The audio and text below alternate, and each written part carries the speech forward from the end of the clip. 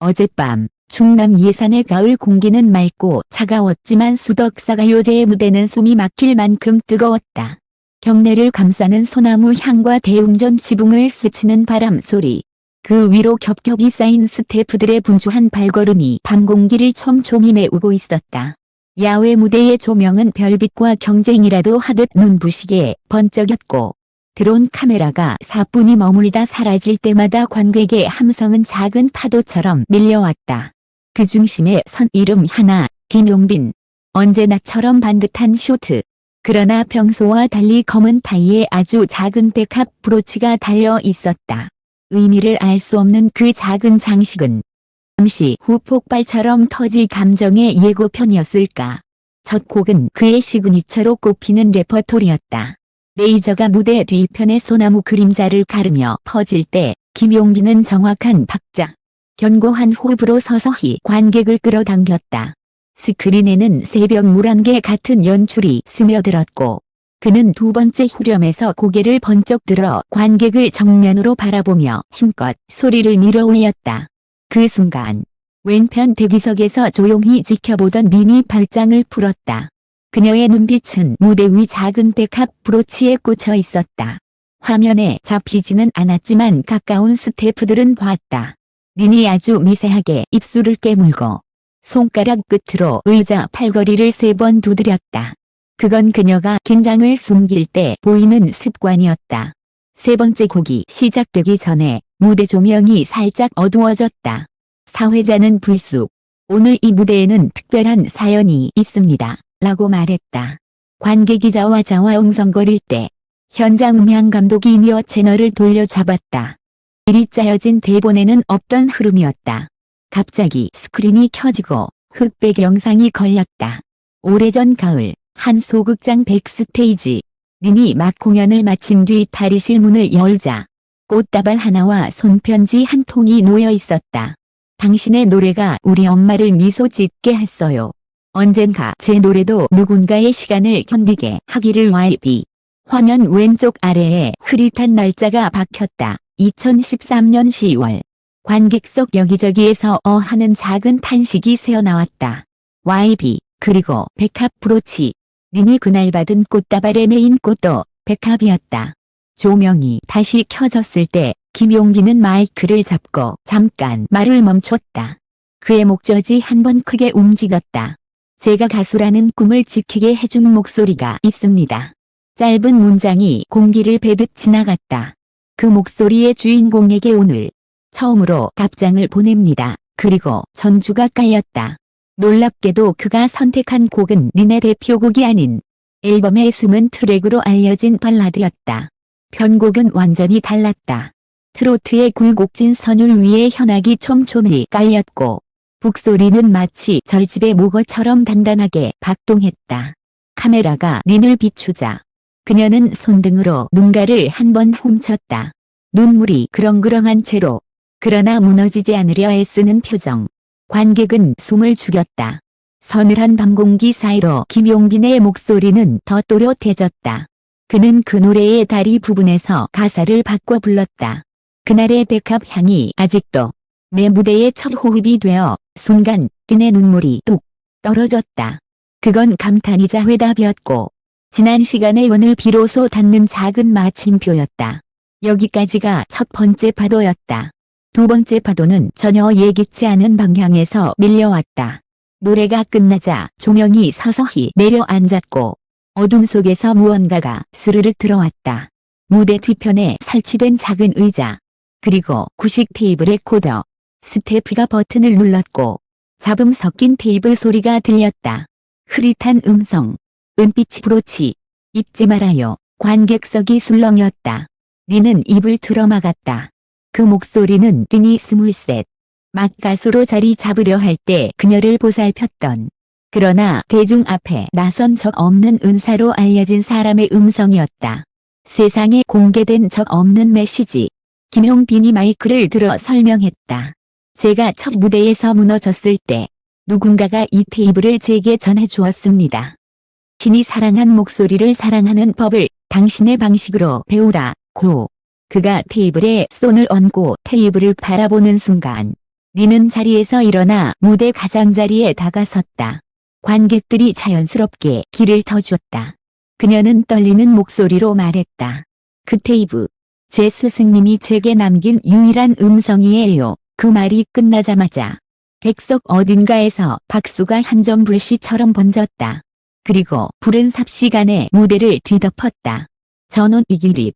누군가는 손수건을 흔들었고 누군가는 휴대폰 플래시를 겨우나처럼 흔들었다. 세 번째 파도는 더 직접적이었다. 김용빈은 린을 무대 중앙으로 초대했다. 둘은 마이크 하나를 사이에 두고 서 있었다. 오늘 이 무대는 가요제가 아니라 편지입니다. 그는 그렇게 말하더니 관객석을 향해 고개를 숙였다. 노래가 한 사람의 시간을 버티게 해준다면 그건 이미 상을 받은 겁니다. 그리고 갑작스레 화면이 전환되며 SNS 실시간 반응 그래프가 떴다. 수덕사가요제, 린 눈물, 백합브로치 같은 해시태그가 지진파처럼 치솟았다. 현장 생중계를 보던 누리꾼들은 둘이 무슨 사연이냐, 편지의 주인이 누구냐 질문을 쏟아냈다. 바로 그때 또 하나의 반전. 무대 오른편에서 어린 합창단이 손수건을 들고 등장했다. 소리 대신 손. 그들은 노래를 부르지 않았고 수어로 가사를 전했다. 당신이 지켜준 노래가 오늘 우리의 목소리가 되었습니다. 화면 하단 자막은 관객석 뒤편 수어 통역사가 실시간으로 번역한 문장을 띄웠다. 그는 그 장면을 보자마자 다시 두 손으로 얼굴을 가렸다. 그녀의 스승은 청각장애인이었고 그가 생전 즐겨 달던 브로치가 바로 백합 모양이었다는 사실을 리는 그동안 대중 앞에서 말한 적이 없었다. 비밀은 그렇게 음악과 조용한 손짓 속에서 자연스럽게 세상으로 흘러나왔다. 호흡을 가다듬은 김용빈은 마지막 곡을 예고했다. 오늘의 피날레는 제 노래가 아니라 우리가 함께 만든 장면입니다. 반주가 시작되자 현악과 대금이 겹치고 닭의 낮은 울림이 멀리서 퍼졌다. 리는 초대받지 않은 코러스로 그러나 더 없이 정직한 목소리로 후렴의 하모니를 얹었다. 둘의 목소리가 겹치는 순간 바람이 무대 위 백합 브로치를 한 번 스치고 지나갔다. 그 작은 빛이 반짝 객석까지 번졌다. 그리고 노래가 끝났을 때 객석 전체가 익숙한 함성 대신 아주 긴 정적을 선물했다. 아름다운 것 앞에서 인간은 때로 조용해진다. 그리고 그 정적을 찢은 건 한 관객의 떨리는 박수. 처음엔 외로운 소리였으나 곧 넘실대는 파도처럼 너울져 전 관객이 일어났다. 수덕사의 밤하늘 아래 기립 박수의 소리가 숲을 흔들었다. 무대가 끝난 뒤의 장면들은 한편의 다큐멘터리 같았다. 백스테이지에서 리는 김용빈의 백합 브로치를 조심스레 만졌다. 이건 어디서 난 거예요. 김용빈은 웃었다. 옛날에 선배님의 팬사인회에서 스승님과 찍은 사진을 우연히 봤어요. 그 뒤로 백합을 보면 용기를 떠올리게 됐죠. 리는 눈을 감았다 뜨며 한 음절씩 또박또박 말했다. 그 사진, 저도 잃어버렸다고 생각했는데 스태프 하나가 조용히 다가와 사진 한 장을 건넸다. 공연 준비 도중 극장의 아카이브에서 발견한 오래된 폴라로이드였다.